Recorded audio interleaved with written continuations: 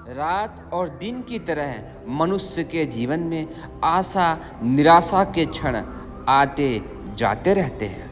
आशा जहाँ जीवन में संजीवनी शक्ति का संचार करती है, वहाँ निराशा मनुष्य को मृत्यु की ओर ले जाती है। क्योंकि निराश व्यक्ति जीवन से उदासीन और विरक्त होने लगता है। उसे अपने चारों ओर अंधकार फैला हुआ दिखता है। एक दिन निराशा आत्महत्या तक के लिए मजबूर कर देती है मनुष्य को।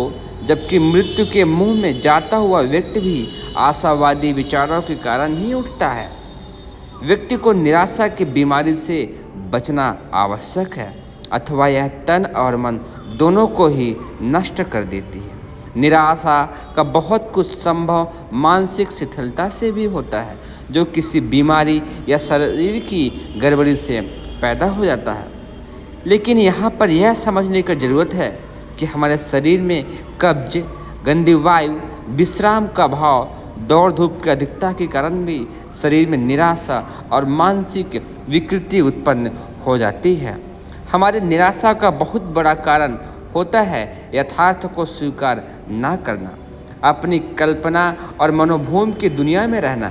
यह ठीक है कि मनुष्य की कुछ अपनी भावनाएं, कल्पनाएं होती हैं, किंतु सारा संसार वैसा ही बन जाएगा, यह संभव नहीं होता है। हाँ, अपनी भावनाओं के अनुकूल जीवन भर काम करते रहना अलग बात है, किंतु दूसरा भी वैसा ही करने लगे, वैसे ही बन जाए, यह कठिन है। यह ठीक उसी तरह है जैसे कोई व्यक्ति चाहे रात ना हो, केवल दिन ही दिन रहे, यह बरसात होवे ही नहीं। संसार परिवर्तनशील है और वैभवपूर्ण है। अपने मत से भिन्न व्यक्ति का भी संपर्क होता है। धरती पर मनुष्य के न चाहने पर भी बुढ़ापा, मृत्यु, संयोग वियोग, लाभ हानि के क्षण देखने पड़ते हैं। जीवन जैसा है इसे रूप में स्वीकार करने पर ही यह जीवित रहा जा सकता है। यथार्थ का सामना करके ही आप जीवन पथ पर चल सकते हैं।